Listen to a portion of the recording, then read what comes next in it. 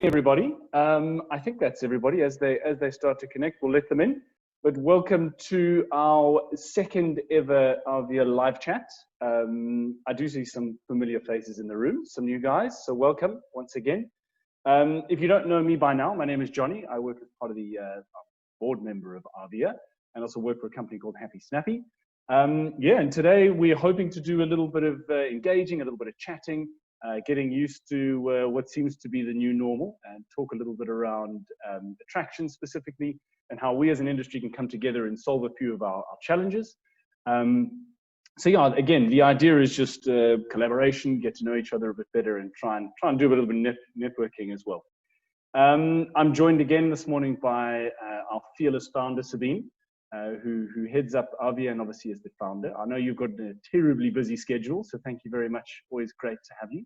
And also Karen Staley from the States, all the way from Maryland, I believe, who's also hugely experienced in attractions and IATA. So we'll get to that in a little bit. But please, guys, I see some of you don't have your cameras on. Please feel free to put your cameras on. We'd love to see your faces. It doesn't matter if you're in your slippers or your nightgown. I literally only put a collared shirt on because my wife said it was the right thing to do. So you guys, please put your cameras on. If you can stay on mute, that'd be great. We've got a little comment section where you guys can fire across some questions, chat a little bit. Please feel free to do that. And my colleagues and behind the scenes will hopefully, will certainly draw my attention to that, and we'll pass those questions on. Yeah, we got a couple of polls we'd like you guys to answer as we go, so look out for those. And then I must bring to everyone's attention as well, we obviously got our incredible AAVEA virtual conference coming up next month, so please make sure you register for that. It's going to be incredible. I'm probably slightly biased, but we could have some of the best speakers in the world in one little conference. So please register. There are a couple of treats involved for the guys that register soon, and the first couple that register will enter into a lucky draw for some goodies. So again, there's more incentive to join. So yeah, go out there. Sabine will give us a bit more info on that, but yeah, please do register. Registrations opened yesterday, and we actually have already people registering, so don't miss out on the freebies. Okay, so without messing around too much, I'm going to pass over to Sabine and let her give us a quick intro. Sabine, over to you, and thank you very much again. Hi, good morning, everybody. Lovely to see you all. Nice to see the faces. A particular hello to Karen. It's 4 a.m. in the States. She's an old friend of AAVEA. When she was vice president of the Global Attractions Association in Europe, she supported AAVEA hugely. It's thanks to her that we're actually still going.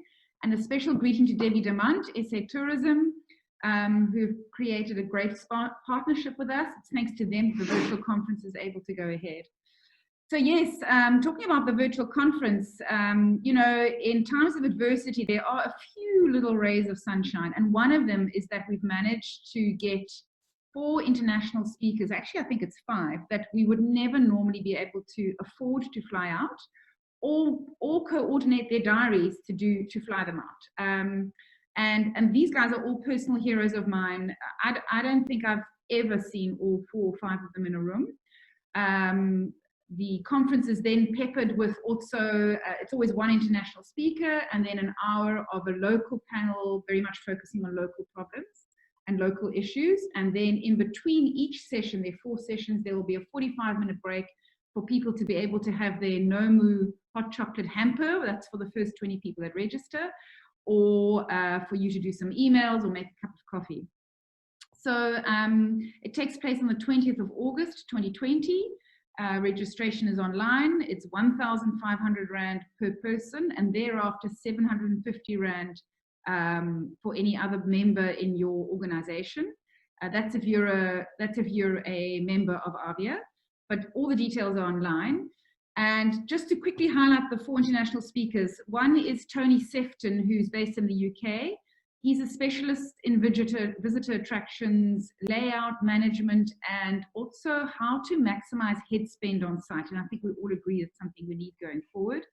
Then we've got Joe Pine. He's the writer of The Experience Economy. Now, this book, if you have not read this book and you're in the attractions industry, which you are if you're on this call, You have to read this book. It's been guiding me for more than 20 years. He's recently released an update 6 months ago. And I'm so excited that we're actually going to have him talking to us in person, because we are in the experience economy. This is the one lucky thing that is on our side, is that in this post-COVID world and even pre-COVID, people were moving from consumerism to experiences, and we are firmly in this world. The bad news is that everybody now understands they're in the experience economy, and that includes retail, and we're going to have to fight harder and provide better experiences for people to pay for our experiences. We've also got Colleen Dillon-Schneider.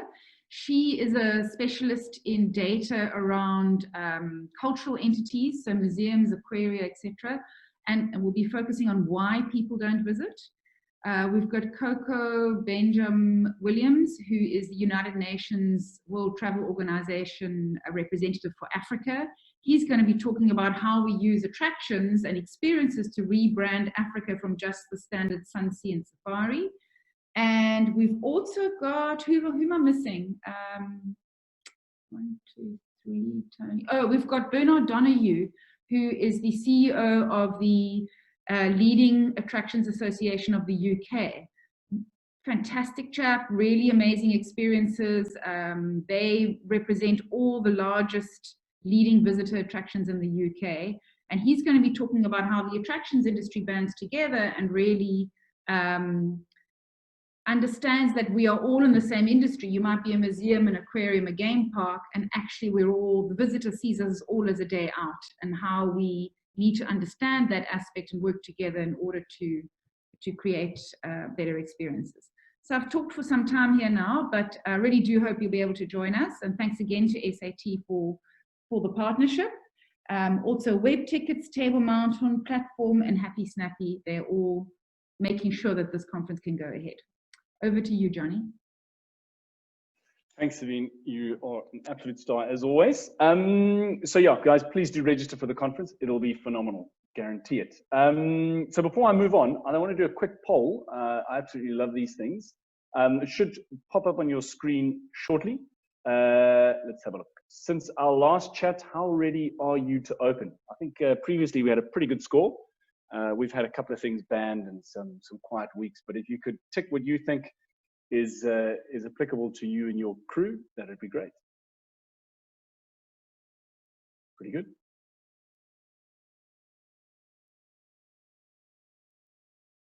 Okay, I'll give it a few more seconds. Okay, thanks everyone. I assume that 75%, I think previously we were around the 75% mark.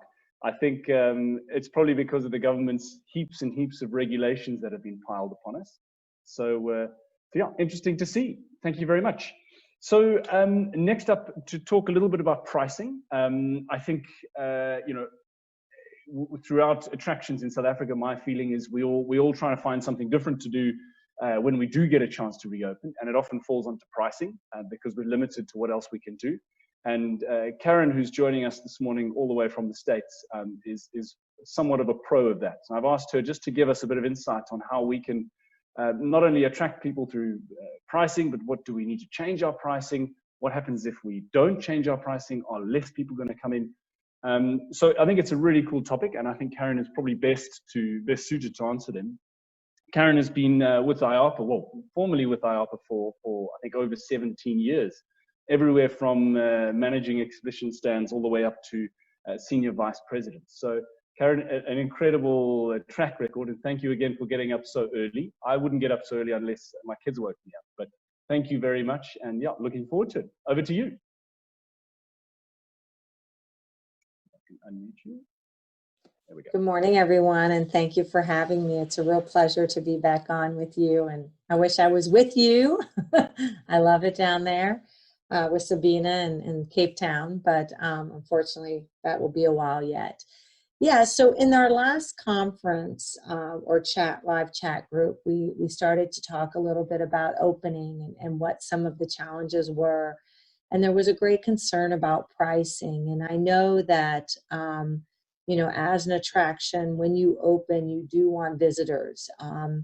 And you're concerned also because of maybe where you are, socio and economic challenges, that pricing might be the key to bringing in your customers, and that most of you are most likely small, location-based attractions. And my experience and what I've read and what I've seen across the board is that discounting has really not been a focus of the attractions industry at this time. It's a very difficult time for everyone, and we're super excited when we get a chance to open up. But in all my conferences and in all my reading and in all my conversations, pricing was really not a focus of the attraction and its opening practices. And so instead of giving you the secret to pricing or how to lure people in with pricing, my internal instinct was to tell you to focus on your experience. And I'm glad that Sabina brought up the experience economy. We had that conference many times and the speaker many times to talk about what you are delivering to your guests should really be your focus. If the guest is only coming because of pricing, then there's something missing in your offering and your experience. And while I get the fact that you want people to come in, I think pricing is a challenging little slowly sinking or slipping kind of slope for you to be on when you first begin to offer an experience back to your customers, who, by the way, are dying to have an experience outside of their home. And so instead of doing that, my feeling was we should look inside and see what we are doing today and how we can enhance that. Most of you will not experience a huge influx of visitors anyways. People are still afraid, still concerned. They're watching as others enter in and experience your attraction and come out okay and healthy. And so I would take the whole perspective of pricing to lure people in and focus on a unique experience that you may never be able to offer your guests again once things are back to normal. Special experiences with staff, with characters, with shows, add a little extra something to what they're doing. If you're a small attraction museum, give them something extra within their experience. Add to their experience with any kind of chat or web experience that's linked to their pre-entry or after entry. You can offer them, if you have something in there that was a second ticket price or something, offer that to them as they're in there, because as we see things open and the government gives us regulations on staying at 50%, it's going to naturally be that way. We don't even have to force the attendees not to come, because many of them aren't going to come initially.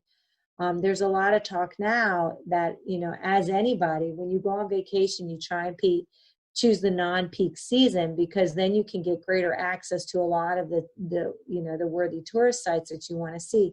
It's the same experience now, and I would play off of that.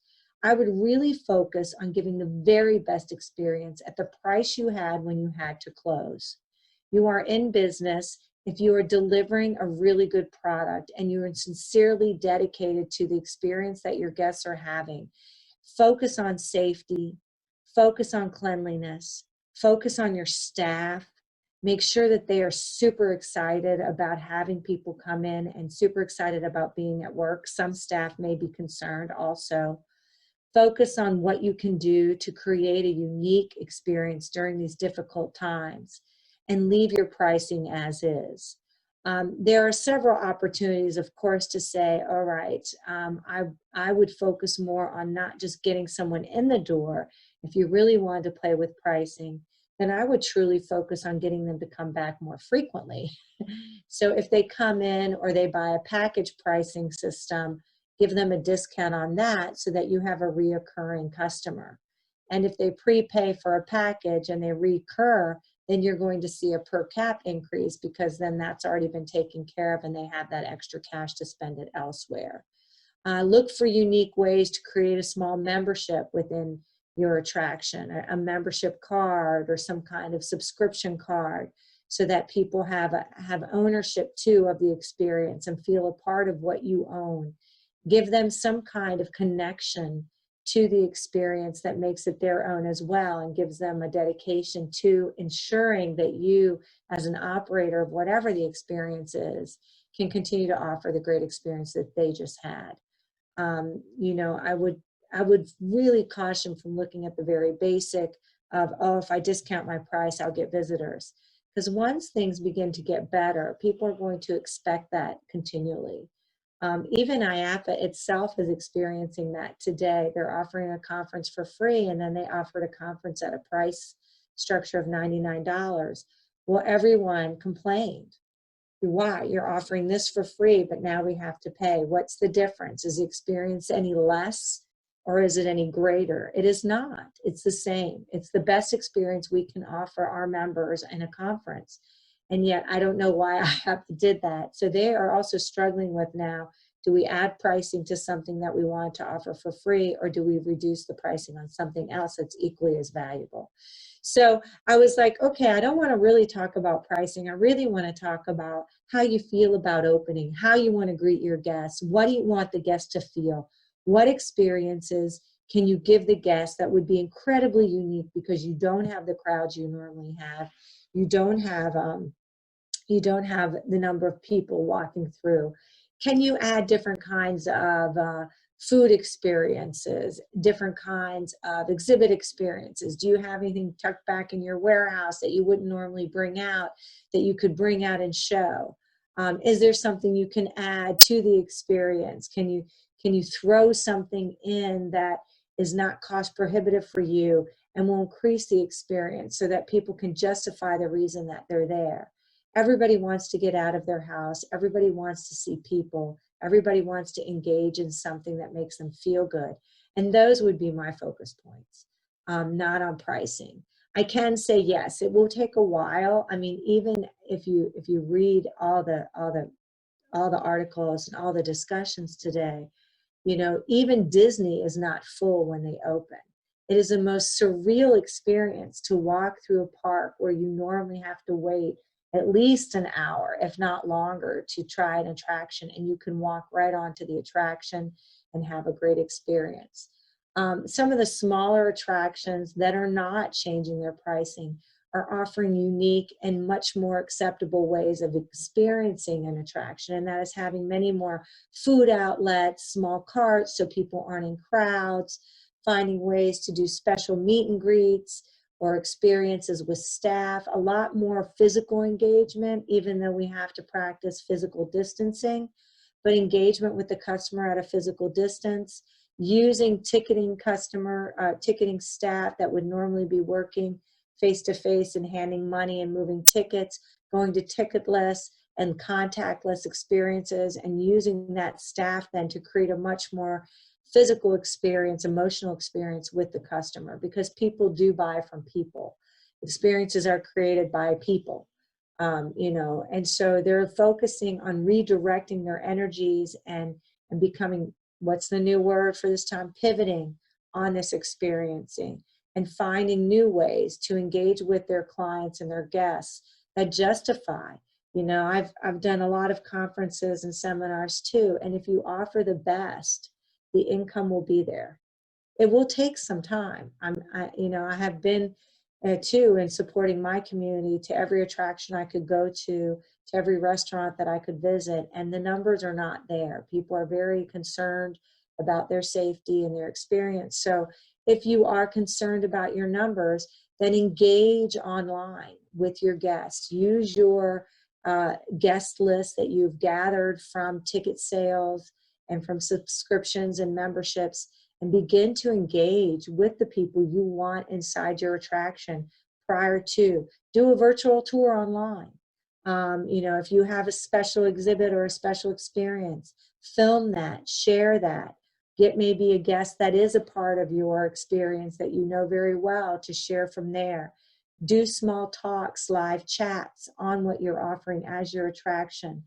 Become much more contactless on the front end, so that on the back end, when you are opening your doors, guests are already engaged with you, are already aware of a lot of the unique offerings, and are much more prepared to then come in and pay the price that it costs to deliver an exceptional experience.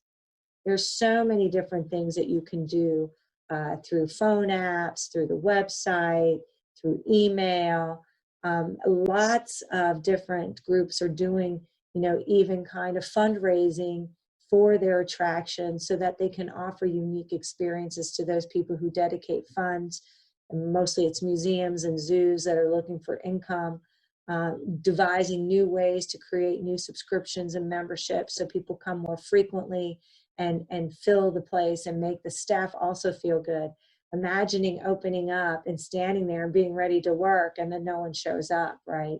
So that whole feeling is also super duper important as people come back in. You want the staff to greet people right away. You want people to be in line. Parks are also, or attractions are also stating, if they say they open at 9 and they see a few people standing outside, they'll open early just to avoid crowds, to avoid waiting. They don't have a reason not to. So they're being extremely flexible on accommodating great guest experiences and very flexible on allowing guests to flow in different ways that they normally wouldn't do when the attraction could be filled. So, maybe do a reverse progression throughout your attraction if there's some kind of timeline or something. But I was thinking, I would totally be into what is my experience, not as what is my pricing. Let your pricing stand, give your experience, add something sweet to it, and leave it as it is, because there will be a time, I believe, and I forget, I was talking to someone in Australia late last night, that when things do get better, you are going to be so busy that it's going to be much more difficult to readjust pricing again and again. So I think that you're better off just really focusing on who you are, what's unique about you, what makes your attraction a place that people want to visit, and then pivot and become creative on how to communicate that, how to share that online. Find ways to make the guest feel so comfortable within your attraction, so safe, and so happy that pricing is not going to be a question. And then look at ways to enhance that through maybe package pricing, selling upgrades, selling unique experiences, getting people to subscribe or become members if you don't have a membership program, or a donator program. Look to see if you can create some of those. Give your guests an experience that makes them take ownership of this attraction as well and makes them want to come back and be a part of it over and over again. Let's see, any questions? I know, Johnny, you sent me a few.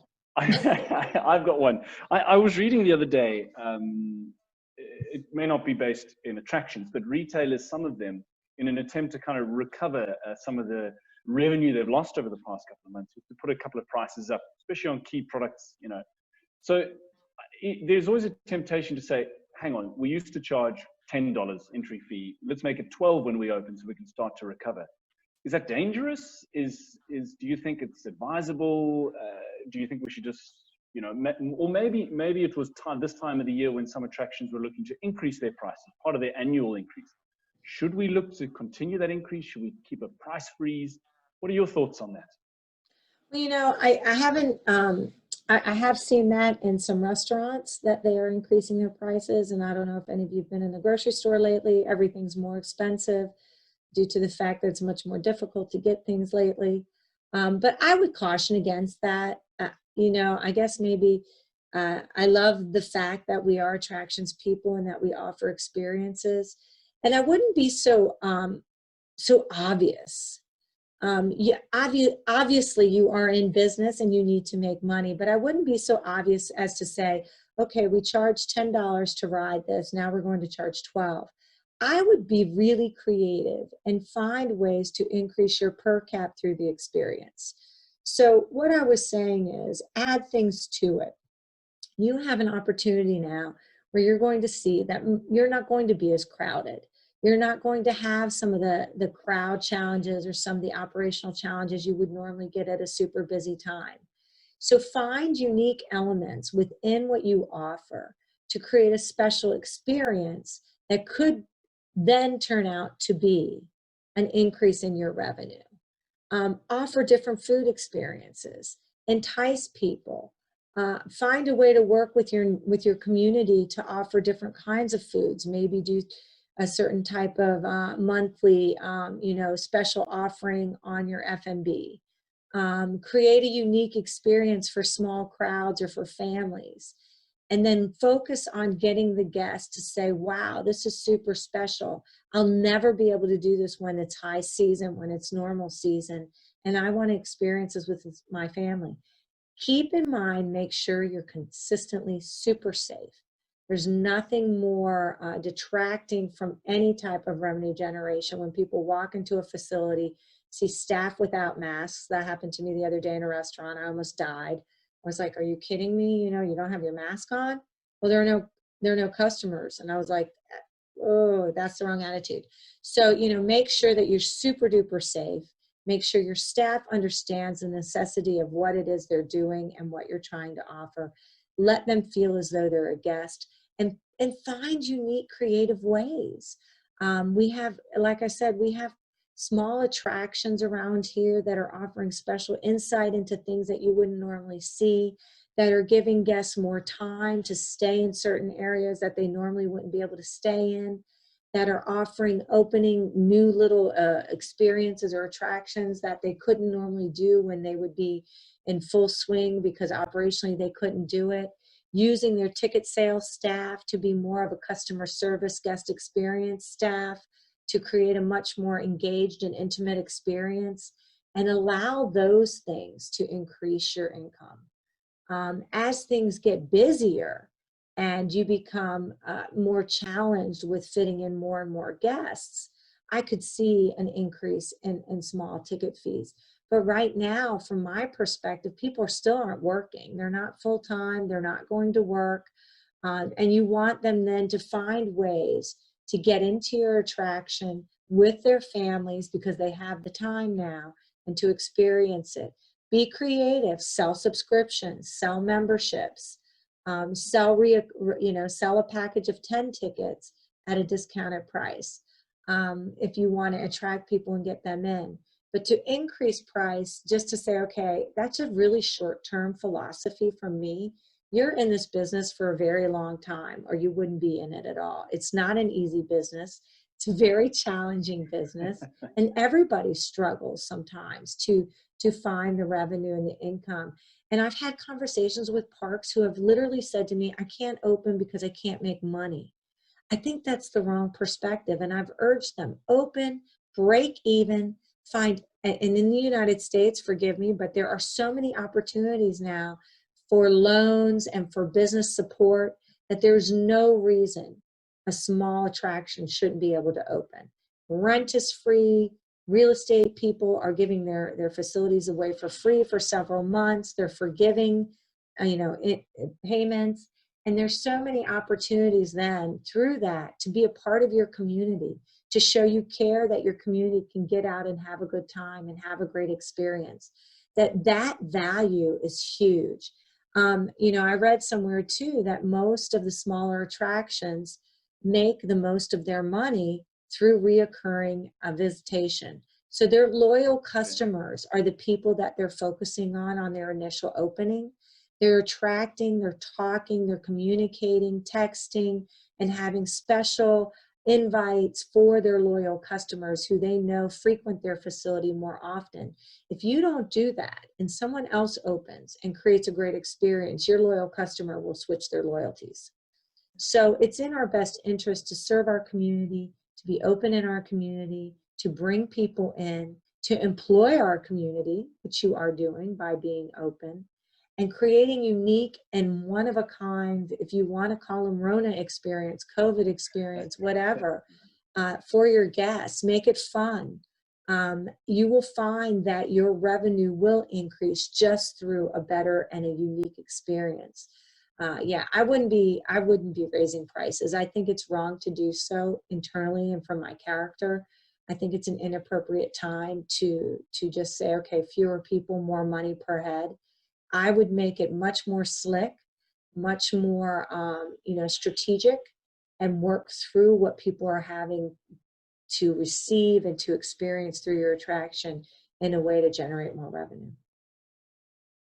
Brilliant, thank you. I think it's always a tricky or a slippery slope if you start increasing the price just to recover. As you say, it's not a very long-term view. And the other question I had, and it's actually from Gillian, I raised the point in the chat there. A lot of restaurants are getting that buy a voucher now and eat later, just to keep the wheels turning of the business.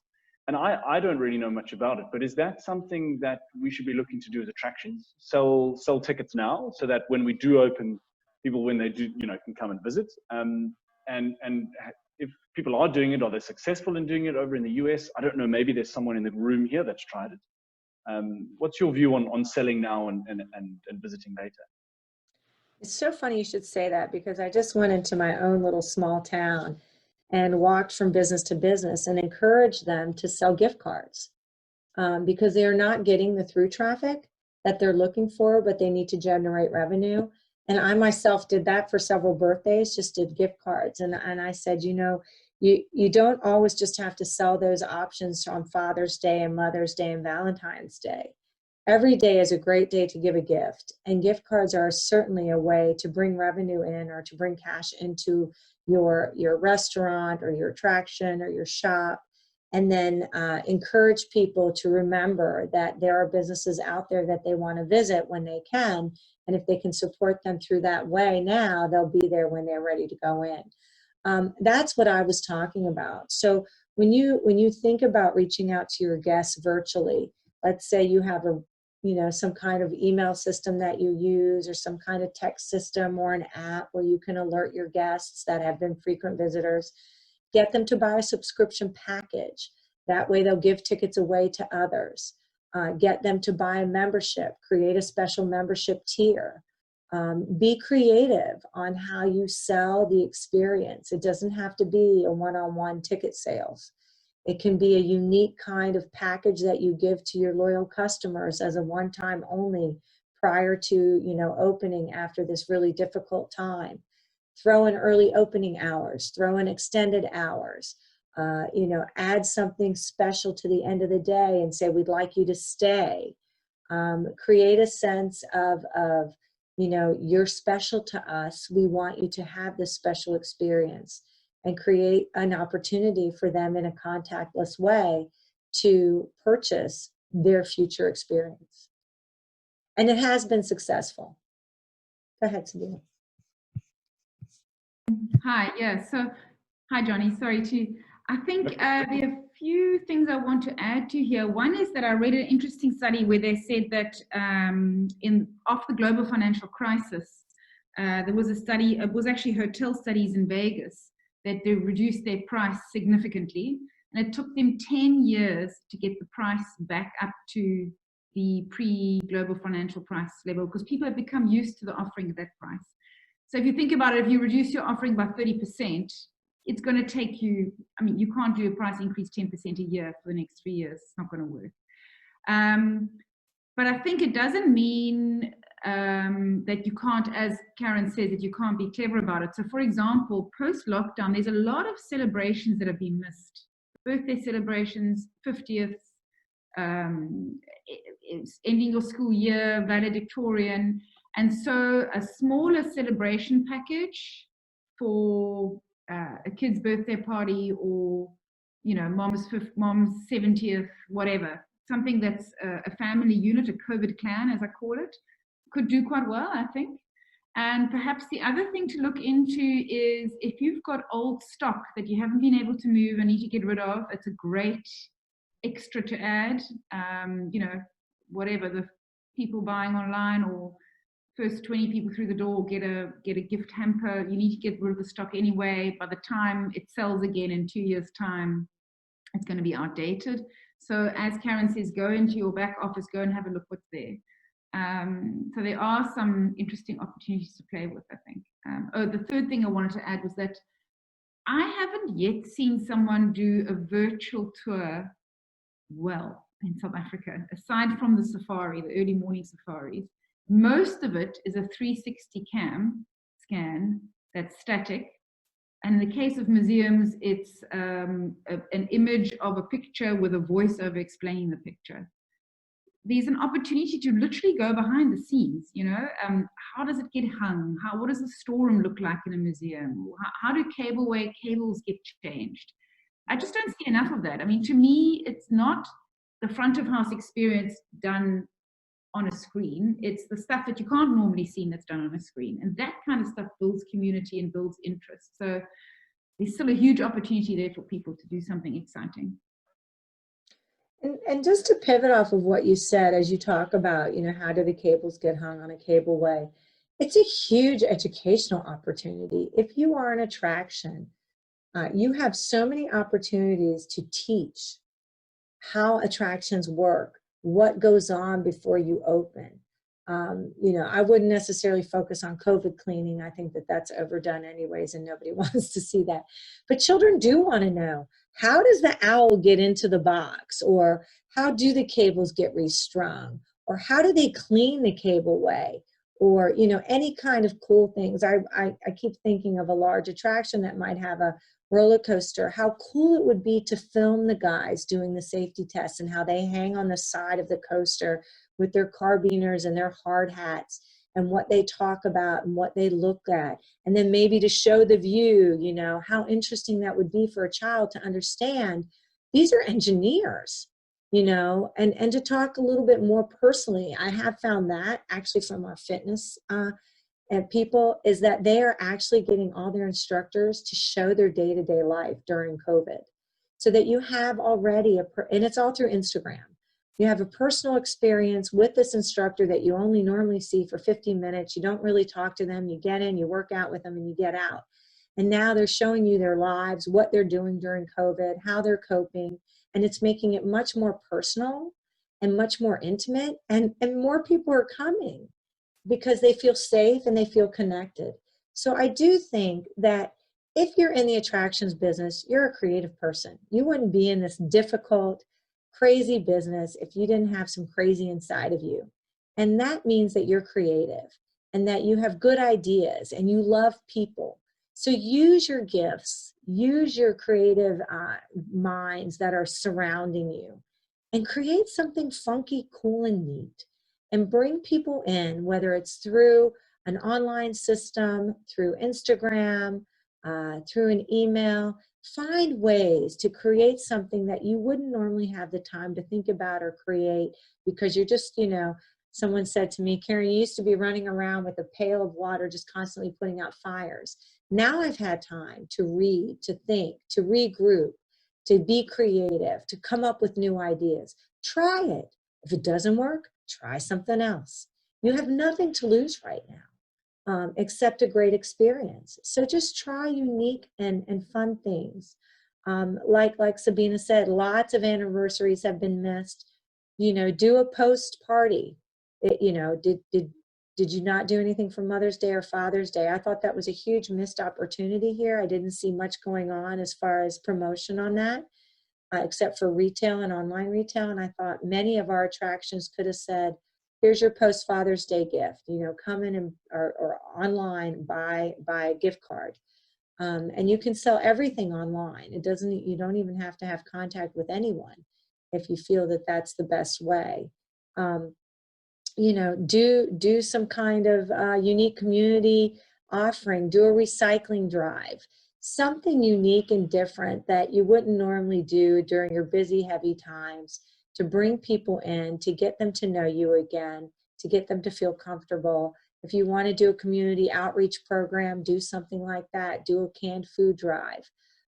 Anything to create interest in your attraction, bring awareness to it again. But don't focus on having to be less expensive or less costly, or to reduce the amount of income you wish to receive from your guests. Instead, prove to them that the pricing that you have is legitimate, it's decent, it's honest, and you are delivering a very great experience for that. Yeah, fantastic. No, that's really, really such good advice. I mean, what I really enjoyed with what you're saying there is it's not as busy. Well, we anticipated it wouldn't be as busy. So you've got heaps of time where people aren't queuing. Why not stop them and show them behind the scenes, you know, at random, make them feel really special? I think that's great. And I don't think there's anybody here from Ushaka, but I'm just thinking of their aquarium. Ushanka Marine World's got a really big aquarium. If they've got a couple of guests down there, why not grab some of them, take them behind the scenes for a few minutes? Just gives them that little bit of extra special feeling, I think, and the experience then becomes so much more valuable, which hopefully turns them into a repeat visitor. So, no, heaps of valuable advice there. Thank you so much. Is there anybody who's got any more questions? I don't see too many floating around. Does anybody want to share maybe some of their experiences, what their plans are? Maybe they can give us some advice. Anybody? No, not yet. Okay. Well, then I think I'm going to flick to a quick poll. I need your advice on ticketing. So you'll see up on your screen now, will you be making changes to your ticketing strategy when you reopen? If you guys could vote on that, that would be really cool. You got a couple of options there. So take a second, read through them. Okay. Yep, a couple of undecideds there, which is interesting. We should have had a before and after, before the talk and the after. I should have actually. I think I'm learning. I think it would be very interesting. But it's still some undecideds though, which is, let me see. We've just got a few more people to vote. Then I'll share the results. Okay, I think that's it. So have a look at those results. Hopefully you can see them. Which is quite interesting. A couple of people undecided, people reviewing, and some looks like the majority don't plan on discounts, which is great. I mean, in light of what we're learning here, it's good that we're not necessarily going to discount, but hopefully the undecideds are still, still on that page. Undecideds, I hope that this conversation has added value. So if there are any undecideds who want to ask a question, now is really the time, not only of Karen, but of our fellow colleagues who are all grappling with the same problem. Perhaps for the undecideds, I mean, is there a piece of data that you need that you don't have that maybe AAVEA can help with? Is there anything that you need to help you make your decision? Just throwing it out there. One thing we have seen here is that if you are a local attraction and there are other attractions around by you, they're all coming together and doing the same thing. So I have seen this beautiful collaborative, we may have thought we were competitors, but now we're in this together and we want to do it together very well. So not only are they coming together and having the same opening hours, they are also staying with the same pricing structure because they don't want to undercut each other. They are following very similar safety protocols so that when when it's a small town and you go from one to the other, the protocols are the same, the quality of safety is the same, and they are focusing on how to help each other create the best experience. And I found that to be extremely sweet. But I've also found that to be happening now within these communities of associations where members are really sharing deep insights into what they've done and what's been successful and what hasn't. I think everything is a possibility today. There are no restraints. And I find that incredibly freeing, to be honest with you. We don't have to do business like it was. We can do business any way we want right now, and we can change it up. And we can turn around and we can try things that we wouldn't dare try earlier on because we have nothing to lose and everything to gain, So I think that if you look at it as a refreshing opportunity to look at your attraction as if it was the first day you opened it and what you would do, I think that you'll find some really secret and beautiful hidden gems within your experience that you have maybe missed or just put aside because life was too busy or you were just, doing really well, and use those opportunities to create something for yourself that inspires you and makes you feel great about where you work. And in turn, I guarantee the revenue will come through the guest experience and through what you're doing to add value to what they're going to see and feel and do. Brilliant. Thank you so much, Karen. Thanks, Sabine. I hope, Karen, thank you so much for joining us again. I think your insight has been phenomenal. Hopefully the weather's good where you are so you can watch a good sunrise this morning, because I'm sure you've got a long day ahead of you. I think, guys, we're going to wrap it up. If you've got any questions, give us an email, drop us a text. We're happy to answer it. I think the plan is to potentially have one more of these chats. If not, then we're going to see each other, obviously, at our conference, because you're all going to sign up, I'm sure. But yeah, thank you to Sabine, thank you to Karen and the rest of the team. I hope everybody has a wonderful Friday and a weekend. Thank you so much for your time. See you all soon. Bye, everyone.